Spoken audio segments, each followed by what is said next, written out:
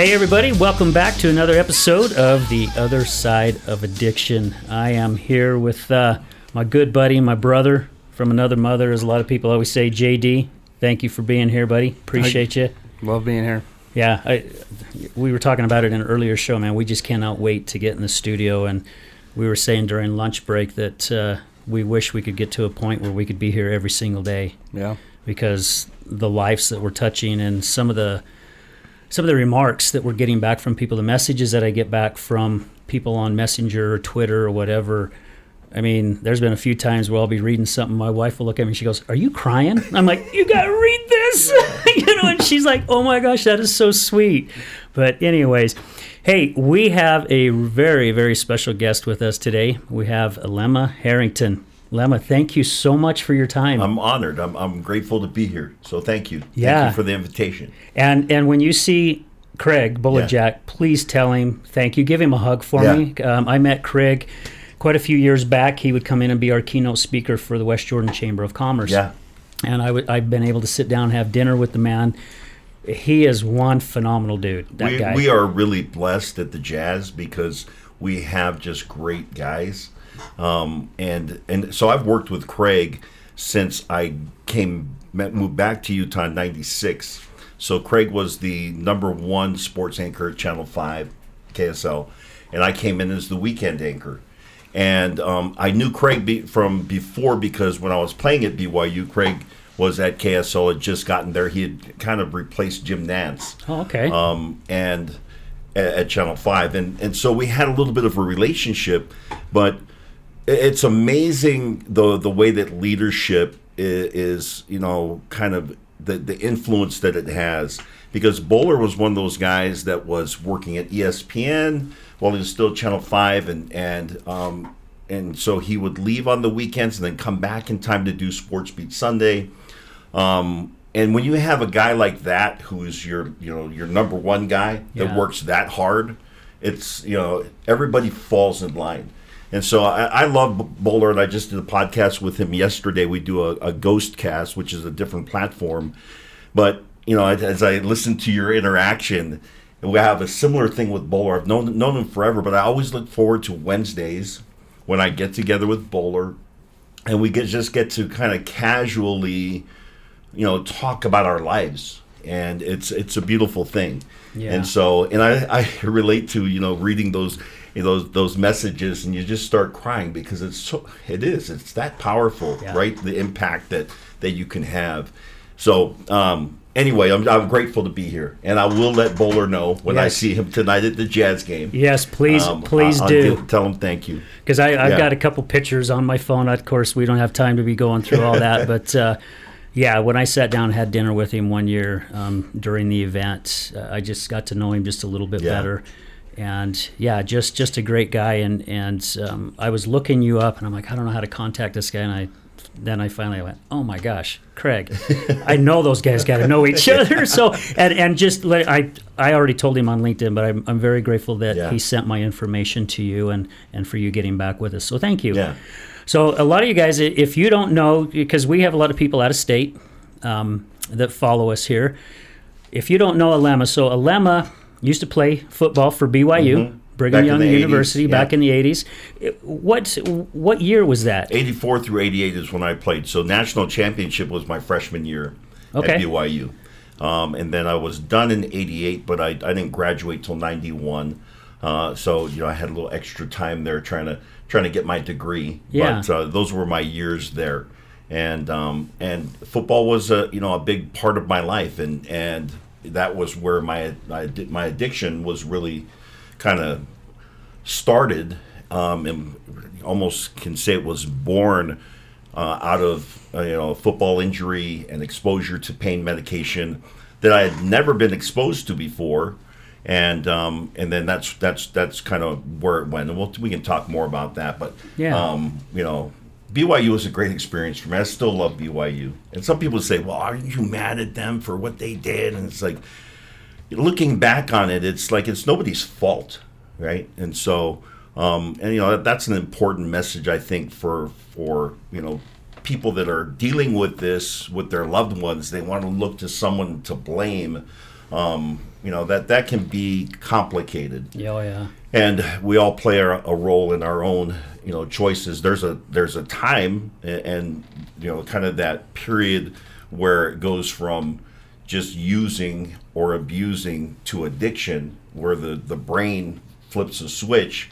And for some, it's much earlier than others. For some, it takes some time. For me, it was pretty early. But I don't look back at the doctors at BYU and say, man, it's their fault. It's not, Yeah. So, yeah. Well, and if we go back, I just had a coaching session this past week, and we were talking about an old job that I had. I was there for 24 years, and I made a mistake. I was popped on a drug test. And it hadn't been tested for years. I was dedicated to the company, Yeah. and if the owner still had been there, I'm pretty sure I probably would have kept my job.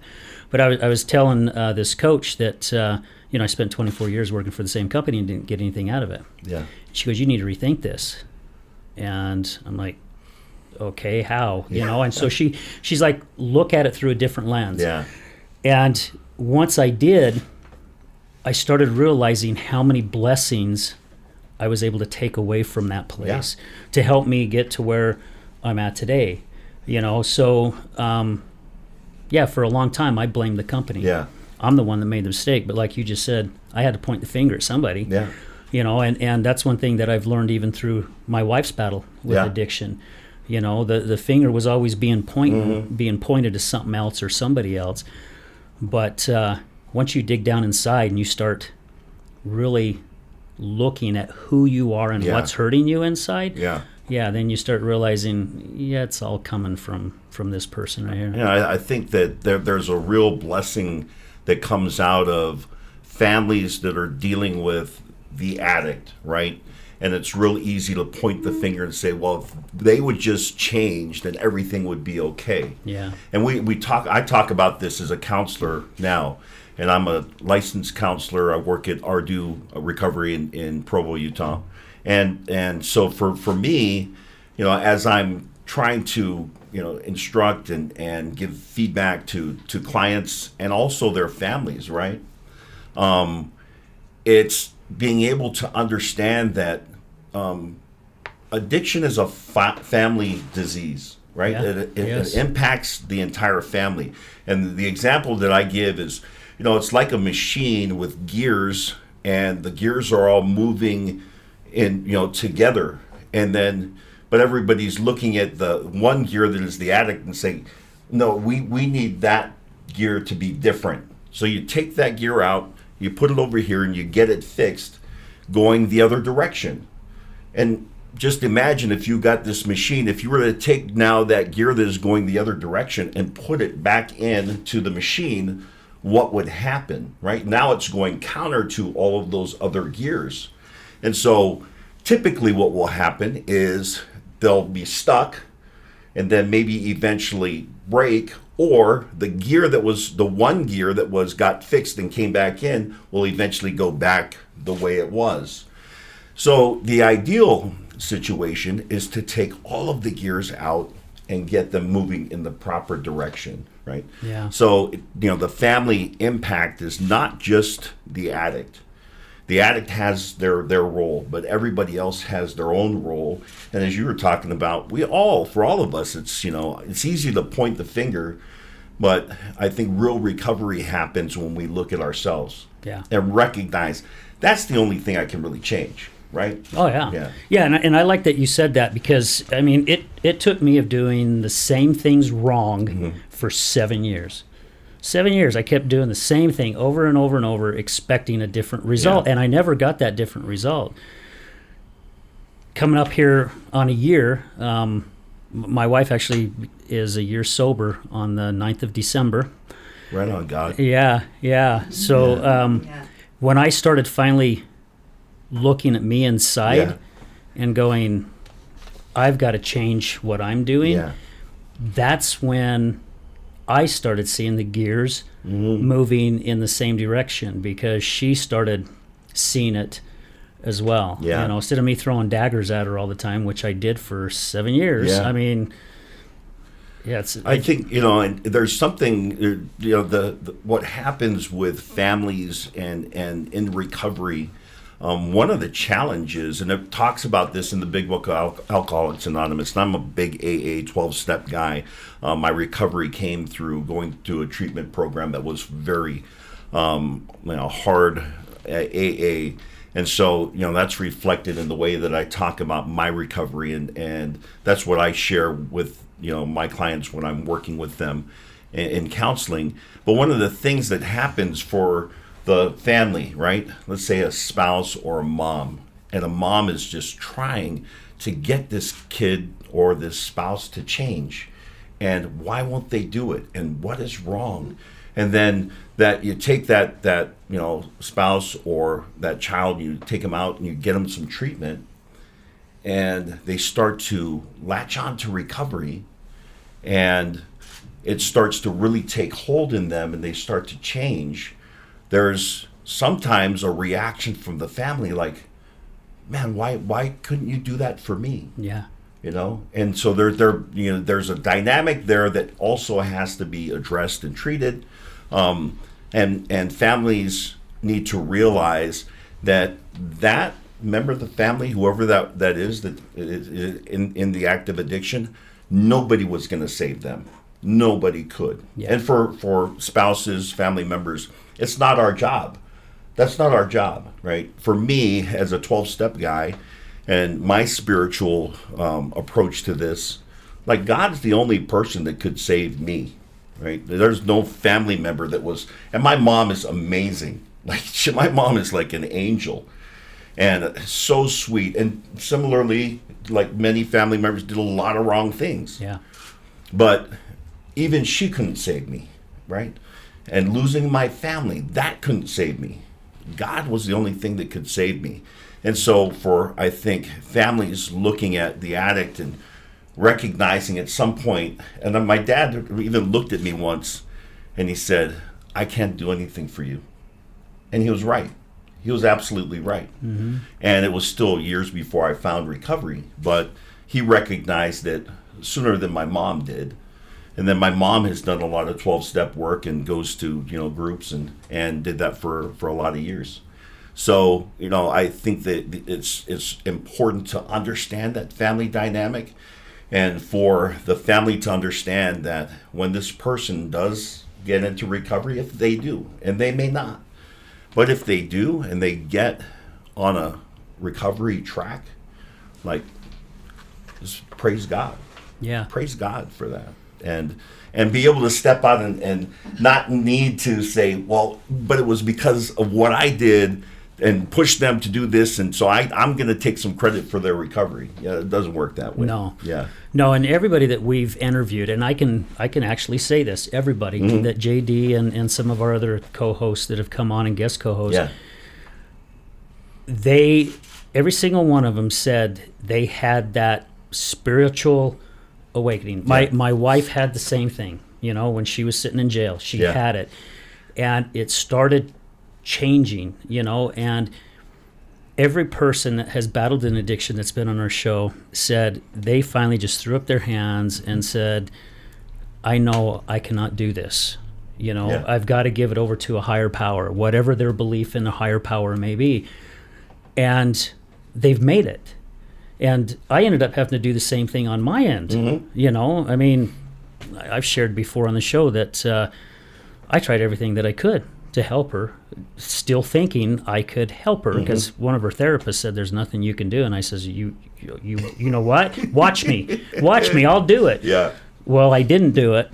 But when I surrendered and gave it over to God as well, and just said, hey, I can't do this anymore. I fasted for the first time since I was like 13 years old. And all of a sudden things just started, I'm getting goosebumps just thinking about it. Things just started changing. And we've seen it over and over and over with our guests that have come on the show and battled. Some of them said they looked in the mirror and all they saw was just nothing but black and gray. And that's when they realized. Other people hit as low as life can take you, living on the streets, eating out of dumpsters, selling your body for money, and to now see where they're at. But all of them gave their life over to a higher power. Yeah, and it's having that moment, that aha moment, that spiritual awakening, however you want to, phrase it, where you recognize that I can't do this on my own. There's a passage in the big book of Alcoholics Anonymous in the chapter We Agnostics, and it says that if a better philosophy or way of life, if that was the answer, then we would have stopped a long time ago. I look at when I'm sitting with my clients, and I said this recently, probably 2 Wednesdays ago, and I say this pretty often as I look at the group. I said, alcoholics and addicts, we're not idiots. Like, we're some very talented and resourceful, strong, intelligent people. And so if we could have stopped on our own, like I look at personally, if I could have stopped on my own, I would have stopped a long time ago, because I'm intelligent, I'm resourceful, and I tried. And I tell my clients, like, for me, if there was a different way to do it, I would have found that way. Yeah. For me, this spiritual path was the last option. It was the only option left. And so I was willing at that point, because my resources were completely exhausted, I was willing to turn my will and my life over to the care of God as I understood him. And part of my journey was, I thought I knew what that was. I was born and raised, in the church, and felt like I'd had some spiritual experiences growing up. Once I started using, I would still pray, but I wasn't on a path that would lead me to happiness.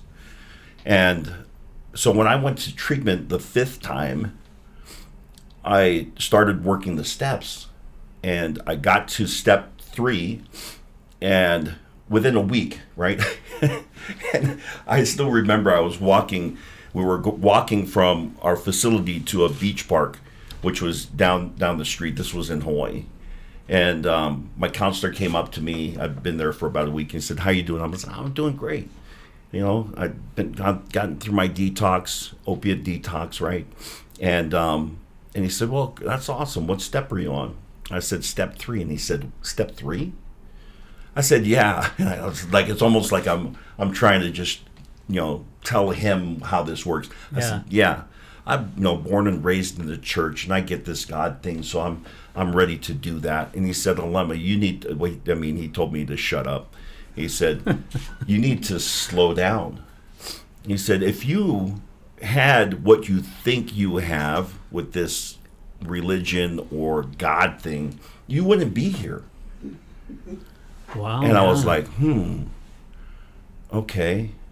And so I started to really explore that, what my relationship with my Creator was, and tried to let go of everything that I thought that I knew.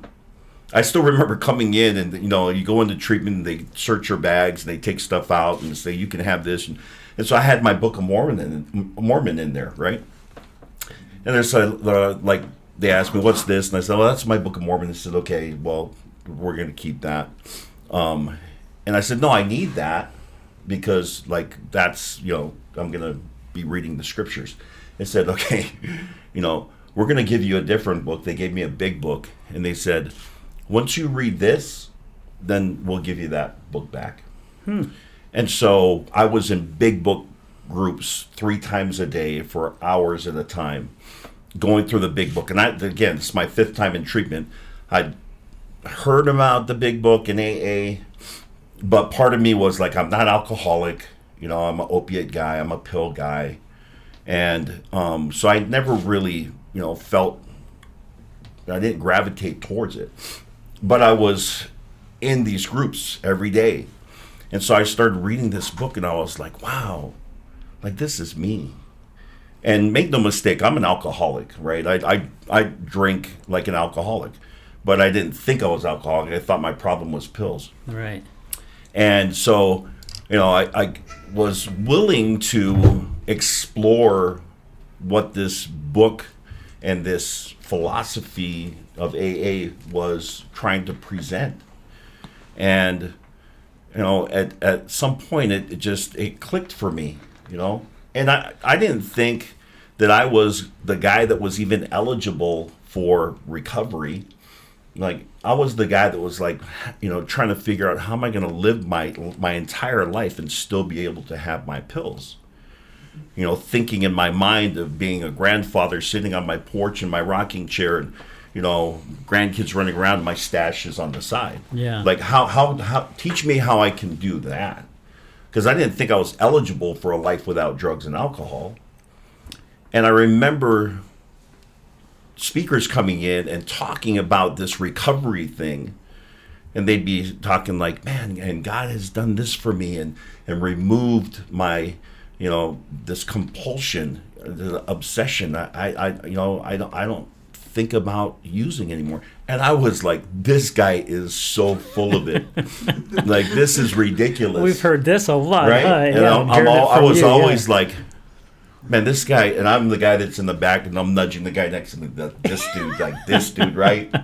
Doesn't think about using, right? Okay, right? And I'm thinking, this guy is either lying or he never had good dope, right? Yeah. Those were the only two options, because there's no way that could happen, because he couldn't be an alcoholic and addict like me. And I just stayed, what they say, stay in the boat, and I stayed in the boat. And I remember I was kneeling down to pray about 45 days in or so, and it hit me like a ton of bricks. I was like, what? Like, I didn't think about using today. Wow. And I was just like, how does this happen? And it just blew my mind. And all of a sudden, all the things that these guys were saying started to be real for me. I was like, wow. Like, this can happen. And if it can happen for a guy like me that never thought that was a possibility, like, it can happen for anybody. And part of it was just, I was in this treatment center, and it was a 9-month in-facility treatment center. Like, I had no place to go, and I still, like, there were times where I thought, well, I'll just get out of here. I was this, guy that had checked myself in, and I'm with all of these clients that are, early release from prison, finish your sentence in treatment. If you complete, then, you get off paper kind of thing. And I'm like, I'm not like these guys. Yeah. And, I realized after being there, I'm exactly like we're all the same. And it doesn't matter, what kind of, home you came from, or if you're coming from jail, or you're coming from the street, or you're coming from, having a decent job or a great job. Like, this disease will get you. And it got me. And so, that was the moment for me where my life really changed. And, it hasn't been smooth sailing and perfect from there, but at least I had that experience, and I was able to come back to that and gravitate back towards it. Because recovery doesn't always happen like, oh, you go to treatment, you're sober for life. That is the anomaly. Yeah. For that to happen. So I think the blessing was having that experience and that exposure. So then when I had a relapse, I knew, like, okay, I need to get back to this. And I would get back to it, sometimes quickly, sometimes slowly. I had a 2-year relapse in 2000 to 2002, where I ended up down on the block. Back then it was just Pioneer Park before they moved it to the block, buying heroin, right? And I lost my job at Channel 5. So, but I knew when I got back, I knew I had to get back to treatment.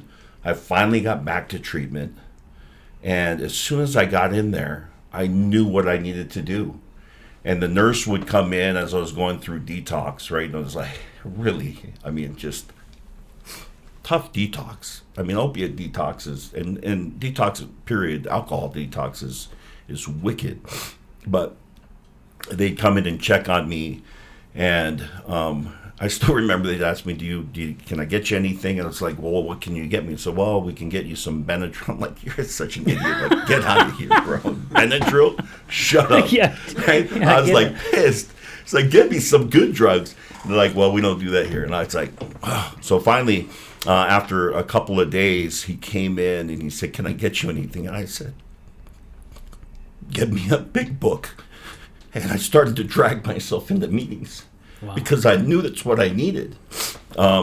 So, but I had to get to that place on my own. I lost my family in the process of that relapse. But I got there. And I have a relationship with my kids now from that marriage because I'm sober. So I'm grateful for what recovery and the 12-step program has done for me, and like just God's mercy. With all this, with you sharing all this in your story and your journey, my wife and I, we've gone back and we've talked about some things that happened in the past, and she went to where she was 13 months sober once. Yeah. And when she relapsed, that's basically when all hell broke loose. Mm-hmm. She got her first DUI and then another DUI and time in jail, and life for me was crazy. When we had JD on as a guest, he basically said, Al, if you look at it, you were addicted to your wife's addiction. Yeah. And with you saying how it's the family disease. But I remember times on my knees asking God, why are you putting me through this? Why are you putting her through this? Well, mostly it was me, because I was being selfish about, look at what you're doing to me. Yeah. And now I go back, and one of my good friends, Nicholas T. Smith, who has a Facebook thing called A Tribe of Giants, who people who have overcome bad things in their life. And he was on the show one day talking about connecting the dots backwards. Yeah. And after we did that show, I got thinking a little bit, and I'm going, connecting the dots backwards. So I started going back of all the stuff my wife and I had been through, the fights, the times I found her passed out in parking lots, mm-hmm. and her driving drunk and all this, and the light bulb finally went off. It's like God put me through every single one of these things, every one of these steps, put her through every single one of these steps to put us right where we're supposed to be right this moment. Because people that we have had on this show, and I'm just going to have to say us included, have taken this bad time in our lives. You're doing it.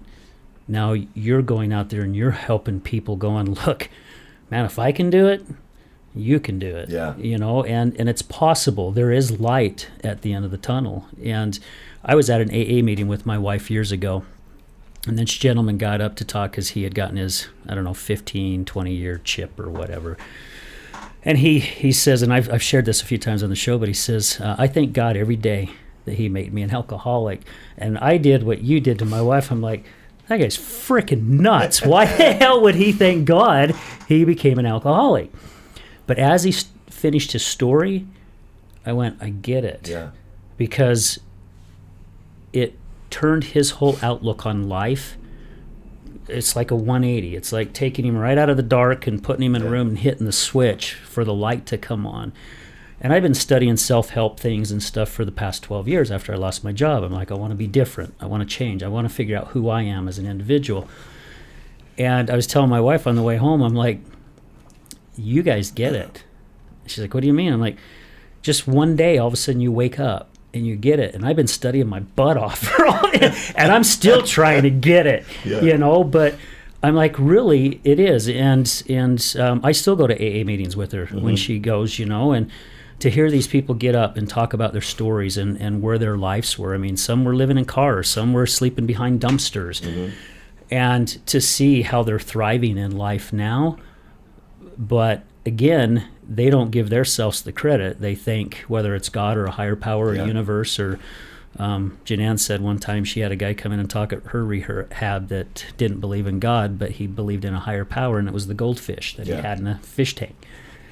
So it can definitely change your life. Mm-hmm. And even those who are like JD and I and that, who are on the other side, giving that up to a higher power works for us as well. It's just really everybody I think, should just throw up their hands and say, look, I can't control life, especially the way the world is right now. I mean, it's crazy out there. And there's a lot of people who are letting it really get to them. Yeah. But if you just throw your hands up and say, I can't control this. I'm done. I've had enough. What do I need to do? And Brad and I was talking about it during lunch, that God just starts putting people in front of you, places in front of you. And I've shared even on the show, it's like once we decided to do this podcast and it really started rolling after a couple months, it's like playing chess, like God would put the pawn right here or the king, or I'm not much of a chess player, but anyway, it's like everything was being put right in my path. And I know now true-heartedly, because everything that we've gone through was meant to put us right here where we're at today, and meeting somebody like yourself who've gone through the battle and done things, and now look what you're doing. I mean, you do a radio show, and you get to work with great people like Bowler Jack, because he is a great guy, and I'm sure you have a team of other people that are just phenomenal, And with that, that was weird. Just this week, again, 2 days ago, I stopped into the rehabilitation because I just moved down the street from there, just into a house. And because of what we got going on, I stopped over into that rehab, talked to Drew. Yeah. Right? And the director stuff was having a conversation. He's like, hey, you should have Mr. Harrington come on, see, let's see if we can't help you out to get him on your show. And so I call Al. I'm like, hey, man. He's like, oh, yeah, he's on our schedule for Thursday. I was like, oh, shit. Right? It's just it's wild how that happens and things start to fall into place. And, you start to recognize that God has had his hand in this the whole time. Yeah. I thought I was in control, but it was really God that was in control. And for me, one of the things that I work with my clients is trying to help them understand that God has a plan and it's better than yours. Right? Yeah. Because we're thinking, no, I got this. And even, for me, I'm constantly working the program because I tell people, it's so easy to forget. You get, back on your feet, you get a job again, this happens, and, relationships are rebuilt, and you're just like, early in that, you're just like, man, right on, God, thank you. And then at some point, it's just our natural human tendency to start to take credit. Like, man, look what I did. Yeah. And you lose kind of this gratitude and this commitment to the program that it has been just a gift. And it's just natural human nature to forget. We forget so quickly. And there's so many examples that we have, scripturally. You look at the children of Israel and the house of Israel, and how quickly they forget. And so I use some examples sometimes of, how Moses finally is able to, free the slaves in Egypt. And it didn't take but, one problem for them to forget. Oh, yeah. Right? Yeah. And it's like, now they want to go back to Egypt. We should have never have left. Right? And then the example continues, like nobody in that whole group ever thought like, well, he's going to part the Red Sea and we're going to get away. It's like you don't know what God is capable of. Mm-hmm. And so quickly it's like, oh man, I gotta be in control. Like, and then we panic, and sometimes we just gotta believe, right? And be still and know that I am God, and fear not, only believe. And those little mantras, those scriptural references, those things that are so simple, but we don't do them, right? Yeah. And so I love the work that I get to do. And one of the things I think that I learned most important from my relapse in 2002 was the importance of continuing to work with other alcoholics. I had been sober for 8 years, and I was, going to church, and I thought that, okay, I have my spirituality intact. And then I had that relapse. I went back when I was there, and I was curious, like, what did I do wrong? I thought I was working this program. And I was fortunate that we had an alumni night at this treatment center, and so people that were in my class from 10 years previous, they were coming to alumni night, and I was, I had to know, like, how come you're still sober and I'm not? Yeah. What happened? And to a person, every one of them was still working with other alcoholics, and I made that commitment. And I think, finally connected with me, the beauty and the blessing of working with another alcoholic is, if they're a newcomer, I get to see my disease and be grateful, like, thank God I'm not there today. Let me show you how I got here. But it's so easy to forget, like, well, I'm not like those people. But when I'm working with a newcomer, I see myself every time. So you're reminded a lot. I'm reminded. And so, it keeps me from forgetting. And then the other part of it is just the beauty of being able to, relate to another alcoholic. Like what you were talking about with your wife's relapse, right? Most of us, families, would be like, how could you? Mm-hmm. Like, are you crazy? What is wrong with you that you would do that? Yeah. Like, don't you know? Boom, boom, boom, boom, boom. But if you were to be talking to another alcoholic, it's like, I get it. Yeah. I get it. Right? And that's why they call recovery, that's the miracle of recovery. I still remember there was a guy that had been at our program a long time. And I walked into alumni, and there was this buzz. They were talking about this old Hawaiian guy. His name was Noah. And, I'm like, what's going on? It's like, oh, man, can you believe Noah relapsed? I was like, what? How could Noah relapse? Like, he was this stalwart guy, right? And I remember talking to my counselor, another big Hawaiian guy, a good friend of mine, Charles Kahalehoi. And I said, man, can you believe Noah? And he's like, what do you mean, can I believe Noah? Of course. I said, what are you talking about?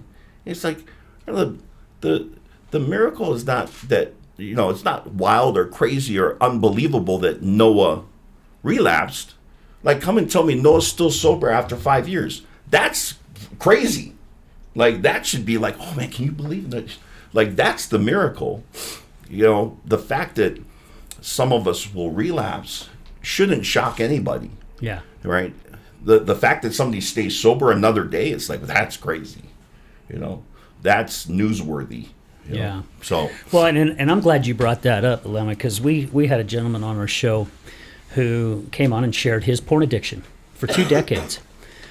And he was on a business trip and pulled up to a bridge, and he was thinking about jumping off the bridge, committing suicide, and and he's like, hey, and he's a very spiritual person, and he's like, there's got to be a better way, and he's thinking, why the heck can I not stay sober on this? And he said he started thinking, he goes, wait a minute, I went 5 days. Why am I beating myself up for screwing up? Yeah. Because I went 5 days. And then he said he'd work at it. And then he would relapse. And he started beating himself up. And then he stopped himself again and goes, wait a minute. I went 7 days this time. Yeah. So he said, instead of beating himself up, he started celebrating every single time. Even if he went back down to 3 days, he was celebrating every single one of those times. You keep it added up, too, because it's like his first time, 5 days, and then 7 days. And 3 days, so at that point he's at 16, right? So he's got 16 days total of sobriety within that. Yeah, and you start to put it in perspective.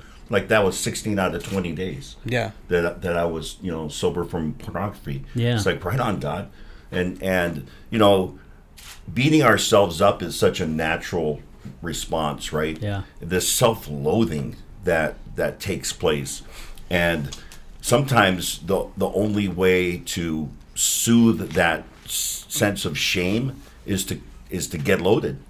It's like, that's the only way I can get rid of that feeling. And so it's being able to step away from the shame of it, right? And then be able to understand that, okay, like, my God is not mad at me. My God is cheering for me. Yeah. And not, I had this. My perspective was like God is angry, disappointed, frustrated. I thought the same right? things. Yeah. And so many of us, we really have no perspective on how to look at who God is, right? Our only example is our earthly fathers, right? As flawed as they are, right? And I say that as a flawed father, Yeah. right? And so, I look at my dad, and my dad was an amazing man, but it was hard to please him, and I never thought I could please him. And part of that was my own projection or whatever it was. But then I took that and I said, okay, that's what my Heavenly Father is like too, which was completely wrong. Like, my God is amazing and loves me, And, sometimes it takes for us to become parents to understand what that love is like, right? Yeah. And I use the example, I have a little boy, he's 9 now, but when he was young, we'd sit out front and he'd walk over and he'd pick up the rocks, the gravel, and put them in his mouth. And I was like, Gabe, don't eat the rocks. And I'd go over there, I'd knock it out of his hand and say, come sit over here. And then eventually he'd get, wobble over there. Pick up the rock. Pick up the rocks. And then one time he goes over there and he looks at me. And then he turns his back, so I thought I couldn't see him and put the rock in his mouth. And I was just cracking up. I like, this kid is like this. I love this kid. Yeah. Right. And I thought, this is God. This is how God feels about me. Like, he sees me down here doing stupid stuff, but he's like, I love that kid, man. Love that kid. And to be able to have that type of relationship. And and still, you get to a point where you do something and it's like, man, I'm so ashamed of that and I can't face him. And he's like, don't let that stand in the way of you and me. Yeah. Right? And so for many of us, we have these things that we think we can't approach God with. And, it's like, do you think that thing is standing in the way of me and God? Well, it's standing in the way of me, but it's not standing in the way of God. Like, right. he doesn't care. Like, he wants me to communicate with him.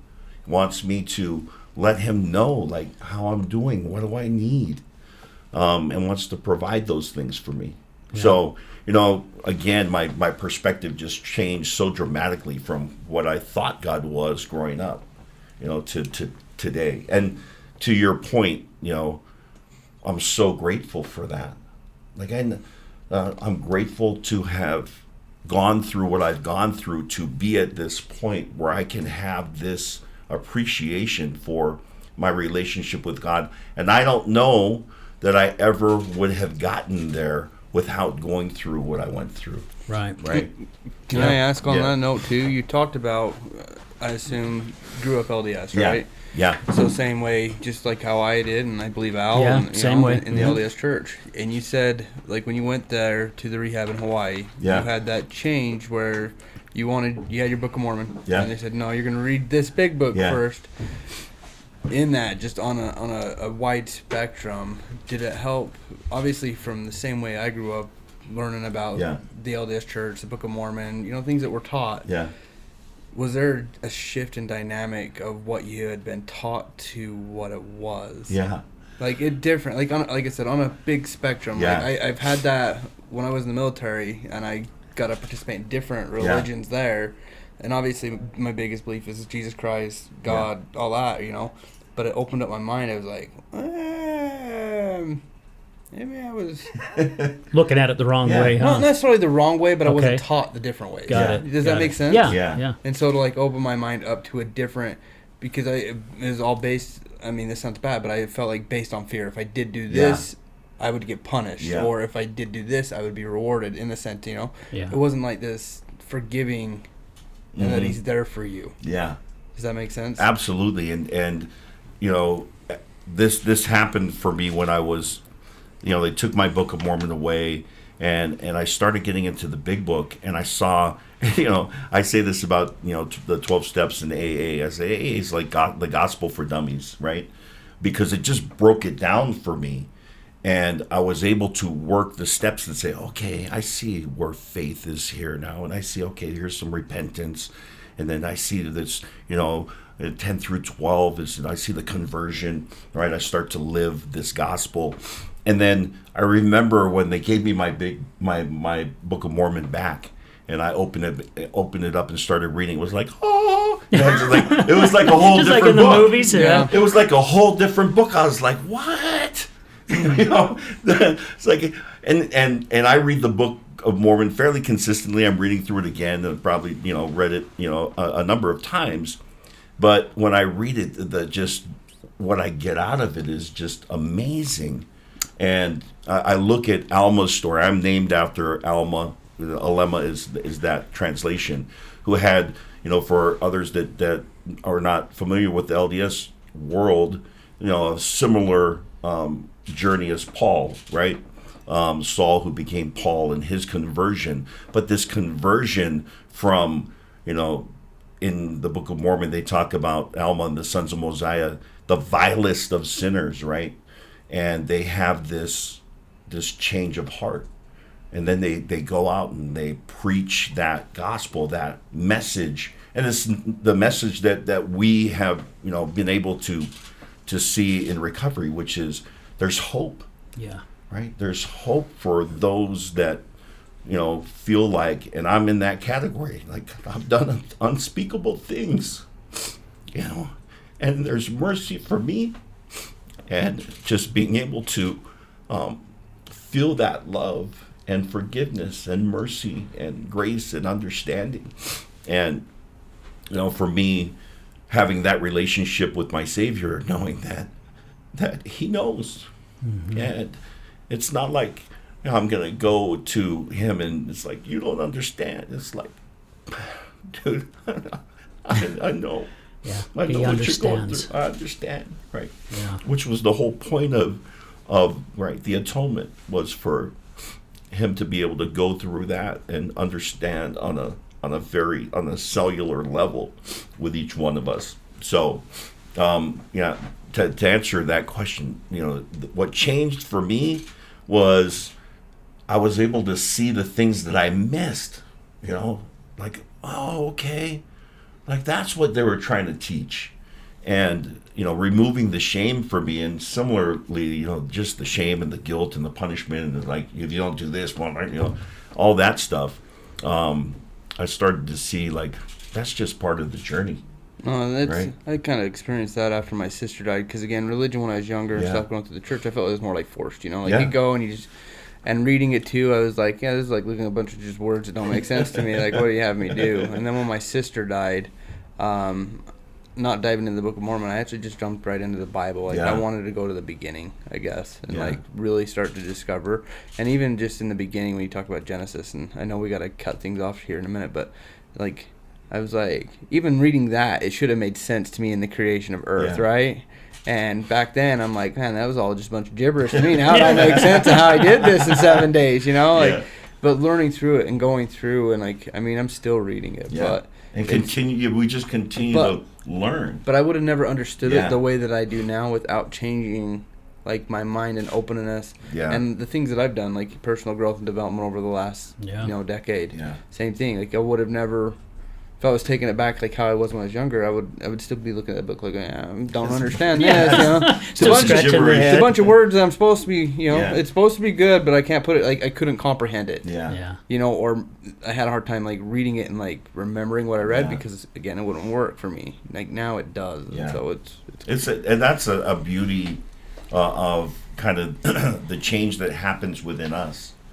And we spend so much of our lives thinking about what I need to change, if this person would do this, and if I could just change, like if I had a different job or a different car, a different house, or different wife, or what, better kids or whatever, all these different things. And if I could change all those things, but what I've come to find or realize and still struggle with at times, right, is that when you change this, you change everything. Yeah, everything else opens up. Everything's changed, and if you try to change all these things, it just ends up in being chaos. Right.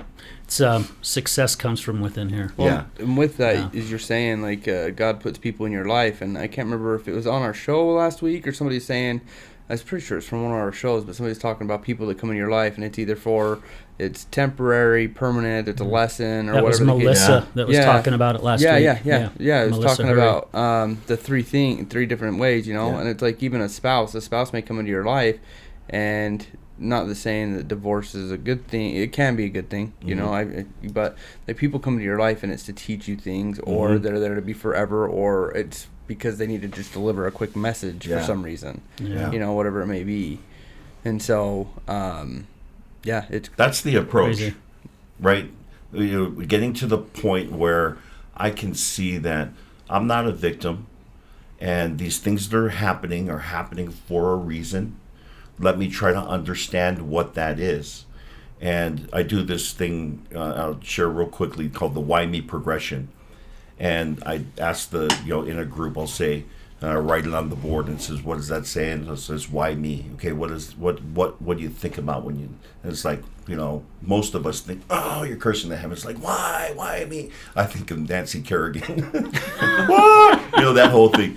And I'm like, okay, so that is the base of this progression, is that why me, victim, and you're not really asking a question, why me? It's a rhetorical question. I don't want to answer to that, right?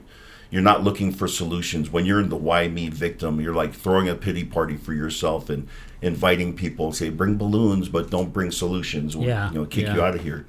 And then I write on the board, okay, what does this mean? And I write, why me again? And it says, well, that's the same thing. Well, is it? Could it be different? And then we go through that progression. It's like, okay, this is why me. Like, okay, why me? And it's not rhetorical, right? It's inquisitive. I'm trying to find out, okay, why is this person in my life, right? Yeah. Or why is this happening to me? Help me to understand. And then if we get to that point where we do understand, there's one more progression. And I write it on the board again and say the same thing, why me? And it's like, what's different? Gratitude. You get like same circumstances, but we go through that progression at the end, and why me gratitude? It's like, wow, really, God, me? Like, why me? Yeah. Why do I get this blessing? And so, trying to stay out of the why me victim and spend as much time as you can in the other two, right? Inquisitive, like help me understand, and of course gratitude. So, yeah, man, this has been great. I mean, we know we got to end this show because you've got to get back to the stadium. You got a game to do tonight. I could do this all day with you guys. Hey, so this is awesome. Our longest show's gone 2 hours and 18 minutes. Right, and it probably felt like 15 minutes. Yeah, like, really? Yeah, because there's so much that we could talk. And I mean, I bet you I've got a dozen more, if not questions for you. But we want to respect your time. Yeah.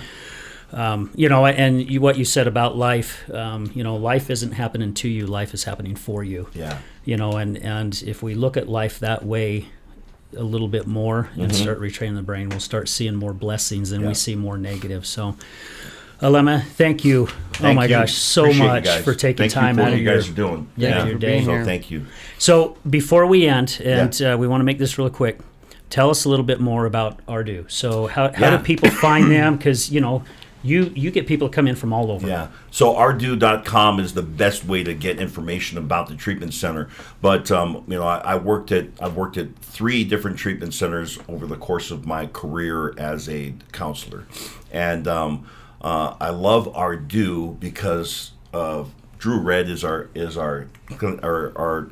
executive director. Okay. But the culture that we have there is very caring, understanding.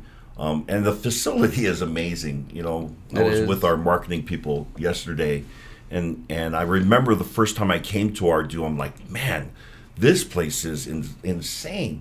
And it's not like, one of those on the beach or something, but just the facility, which is clean and inviting. And, there's some treatment centers that are not that. And so, beyond the facility, the different things our clients have been up at in southern Utah for the last couple of days, and we do that once a month.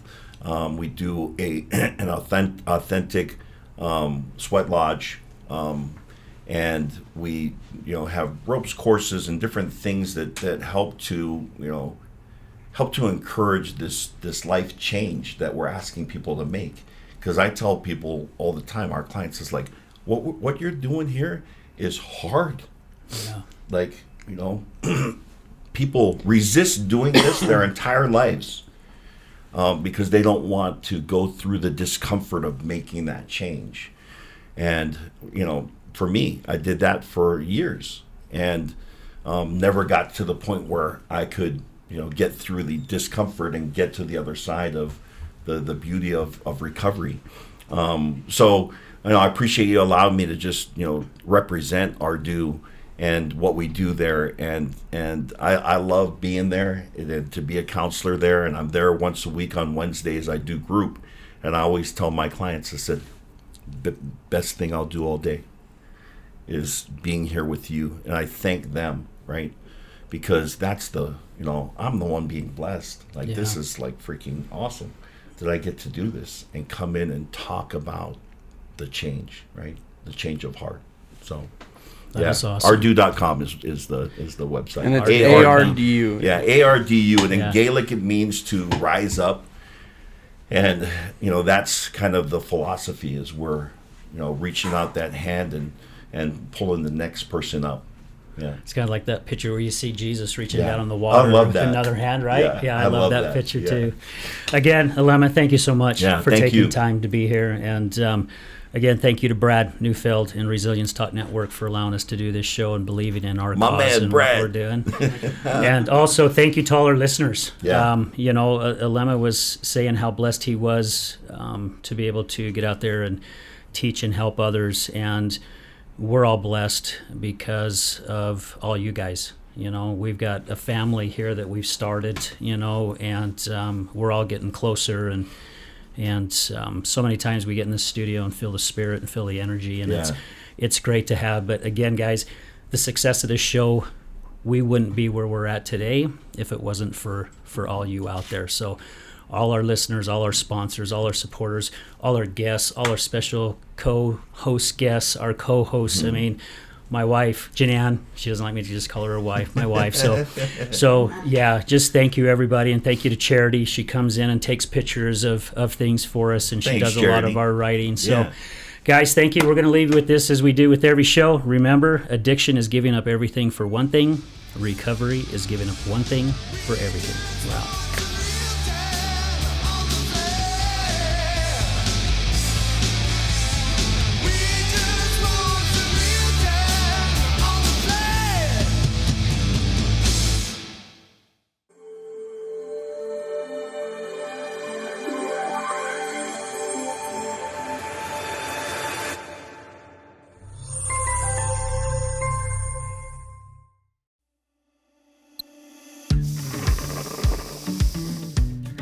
How do you start your morning?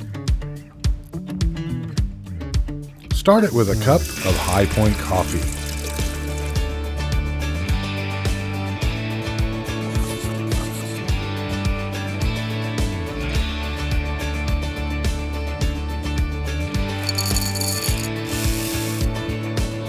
Because no matter where you go or what you do,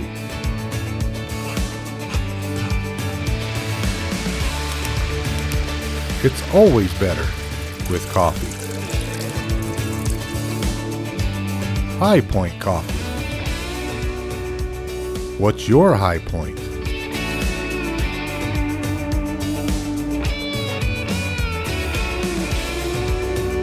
Located on the corner of 7800 South and Redwood Road in West Jordan. And a special thanks goes out to our partners in Oxford, Mississippi. This is Gregory, owner of Lift Up Concrete, proudly serving the Wasatch Front for the last 12 years, lifting sunken flatwork for both residential and commercial applications. Only fully trained professionals lifting concrete at your residence with the same quality of material and method used at every commercial job we ever do. Don't replace it, lift it. liftupconcrete.net, 801-792-4535. Contact us at liftupconcrete.net, or if you're looking for a complimentary quote, 801-792-4535. Again, 801-792-4535. Again, this is Gregory, Lift Up Concrete Lifting.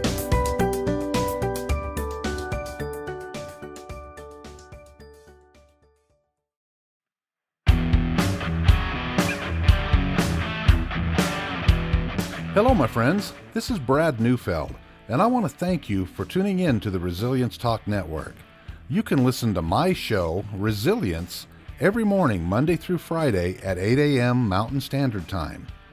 On my show, we will be discussing what it takes for you to overcome the day-to-day challenges that all of us face in life, as well as some of the devastating ones that may lead us to feelings of hopelessness and despair. It's my goal to provide you with the tools and skills that you need to overcome anything that is thrown your way. To find out more about my show, visit our website at www.resiliencetalk.com. That's www.resiliencetalk.com. And as always, until we meet again, go for everything that you want in life and make it happen.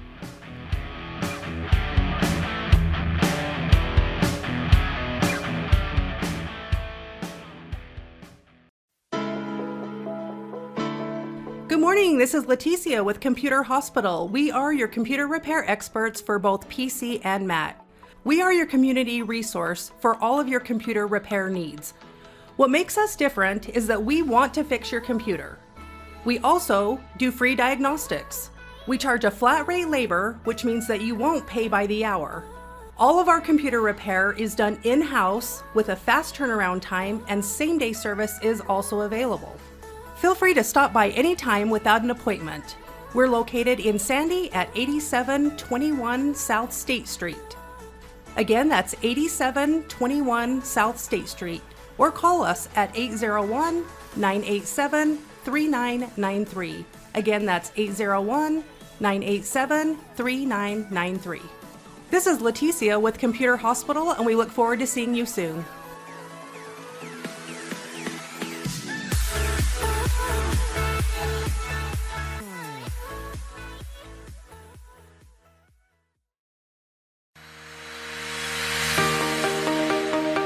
Hello there, this is Brad Neufeld with the Resilience Talk Network, and I would like to introduce to you Taffytown, one of our newest sponsors. Let me introduce you to Derek. Hi, I'm Derek from Taffytown. We're proud sponsors of the Other Side of Addiction podcast. Taffytown is a family-owned and operated business still operating in the Salt Lake City area for over 100 years. We manufacture some of America's best saltwater taffy.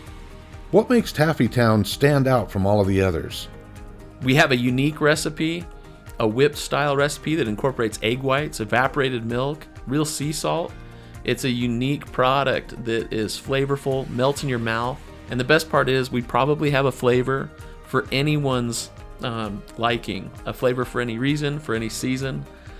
We have unique flavors like chicken and waffles, maple bacon, frosted cupcake. New this year was a pineapple ghost pepper flavor. That's awesome. Where can people find out more about Taffytown and all of its products?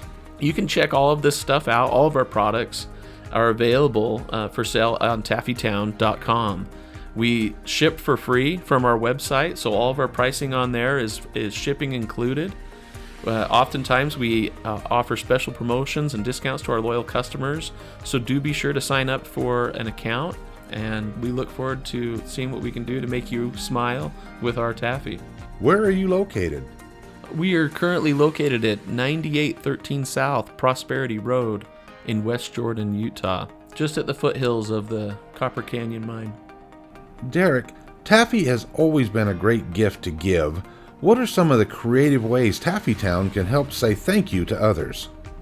Yeah, if you're looking for gift ideas, whether to say thank you to friends or family, or maybe to your clients after such a difficult or successful year that you've had, you could look no further than to get a gift idea from taffytown.com. We offer prepackaged gift boxes that say that it's saltwater taffy from the city of the Great Salt Lake, and it tells a little bit about the history of our community and making candy for so long. You can also do customized gifts to pick out just the right flavors or colors of candy for that special someone, and deliver even a personalized message in that box to them. So please feel free to check out taffytown.com for any gift ideas this season. Thank you so much, Derek. Please visit taffytown.com. That's taffytown.com to find out more about the products and services that Taffytown offers. You won't be disappointed.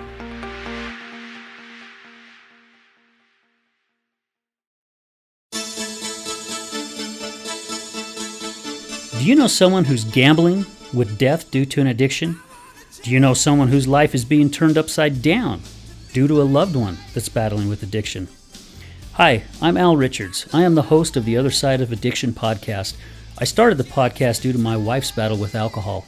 Let's just say I became addicted to her addiction. Our podcast is helping people understand a little more about those who have battled addiction and those who are hurting from their addiction. Through raw vulnerability, we share stories that help uncover the root causes of addiction. Shame felt on both sides, matter of the conscious and subconscious mind, continued beliefs, and often confusing paths of recovery. We collaborate with real people and their stories, as well as licensed professionals, to help our audience gain a better understanding of addiction. You can find us on Resilience Talk Network. You can also find us on Facebook at Mr. Al Richards. That's Facebook at Mr. Al Richards. You can also find us on YouTube. Just look up the Other Side of Addiction podcast.